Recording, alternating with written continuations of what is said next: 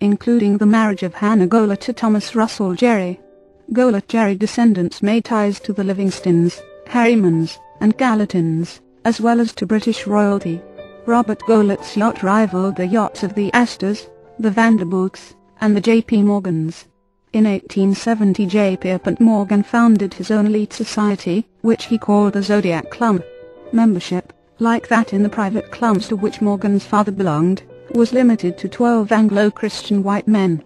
Pierpont, J.P. Morgan's father, had claimed the family tree included the pirate Morgan, and to drive home the point he called his yacht the Corsair, and flew the Jolly Roger. 100 years after the Zodiac Club was founded, Robert Golet shared one of the coveted chairs with 11 of the Mid-Atlantic's most powerful businessmen. 1988 Piracy. A merry and a short life despite the dilution caused by marriages, the wealth of the secretive Golet clan is far-reaching. They have been involved with Guarantee Trust, Equitable Trust, the Illinois Central Railroad, and the Union Pacific Railroad, and institutions like the Metropolitan Opera and the Museum of Natural History in New York. Through the Golet Corporation the family has interests in mining, oil, and gas. The Knickerbocker Club once represented the highest level of wealth in the city of New York. Because New York is a financial capital of the world, entrance to this club is no longer simply for pillars of New York society such as the Golets and the Astors. In 1965 the ranks of the Knickerbocker included the Aga Khan, Giovanni Agnelli, C. Douglas Dillon, the DuPonts, the Bulls, the Hutterns, the Ingersolls, the Rockefellers, Alfred Sloan, and William Vanderbilt. 20 Pirates to patricians. When the Knights Templar were disbanded in the 14th century, they had at their core a handful of wealthy and noble families that had always acted from behind the scenes. Although the illiterate Chap de Molay was burned at the stake, the elite core remained alive and well. The majority of the rank-and-file Templars also survived, not in their estates in France but in hiding.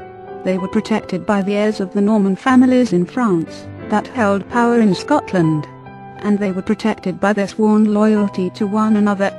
On land some ex-Templars found work as mercenaries, and others in the building trades. They established a system of secret passwords and handshakes, and a lodge network that protected them from disclosure, and from being unemployed in a feudal world. They were sworn to feed and shelter each other until work could be found. As there had been a handful of core families behind the Templars, there would be a handful of core families behind the ex-Templars. The best known is the Sinclair family of Scotland. The network of lodges created in the aftermath of the Templar downfall emerged as Freemasonry, and the Sinclair family was named its hereditary skeletons in the closet 89 guardians. Former Templars were employed on land by the Sinclair family as construction workers, and on the sea as sailors on the massive Sinclair fleet. The same men who sailed under the skull and crossbones flag as Templars continued to ply the seas. The Reformation played a harmful role in dividing the Catholic stewards of Scotland, England, and other elite families who had backed the Templars in France. After a century of displacement and massive warfare, Europe experienced a breakdown in morality. America was populated alternately by whatever religious group was out of favor in Europe. The French Protestants known as Huguenots, the Catholic and Protestant Scots, and Englishmen would meet in America, and in some cases, continue the wars started at home. Masonry, however, would serve to breach the religious divide. Masonic lodges provided a refuge for many, and were places where the ideas of tolerance and brotherhood prevailed amid an intolerant world. For many the lodge system offered the possibility of breaking out of the caste system. The pirate community went a step further. Democracy in its pure form, brotherhood, mutual protection, and equality existed among the pirates in a way that was rarely seen elsewhere.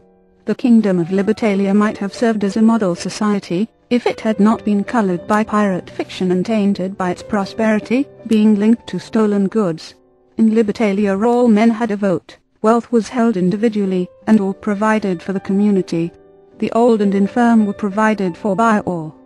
Crime against fellow pirates was rare. Not only was each man armed and dangerous, but also each had signed articles that did not allow for such activity. The presence of any man who caused disruption in the community was not tolerated in law or in practice. At the same time both the Masonic Lodge and the pirate life were gripped by the same evils that pervade the human condition. Pride and greed guaranteed that some were at a higher level than others. While equality might exist within an individual lodge, the lodges soon separated, with the sea captains and ship owners belonging to one, and the dockworkers and ship's crews belonging to another. 90. Piracy. A merry and a short life. As in the earliest days of the Knights Templar, some core families were able to use and discard the rank and file at will. The pirates who sailed under the same flag as the Templars needed to rely on the elite few who could walk in both worlds. Like the Sinclairs in the Old World, the Livingstons, Gardiners, and Phillipses in the New World could operate and profit through their connection to the underworld. At the same time they could retreat to their manor houses, while the Kids and the de Mollets bore the blame. Although the seed of a democratic society had formed aboard the pirate ships, and among the Templar fighting units, the remnants of a feudal society remained. Ex-Templars and elite families continued their symbiotic relationship in America in the years to come. Family wealth would be built through secret societies. Profits would be made from smuggling, the slave trade, and even the opium trafficking business, where the fleets of the China traders would still sail under the skull and crossbones. As in the 14th century, the risks were often borne by the many, while the gains were enjoyed only by the few who could exist in both worlds.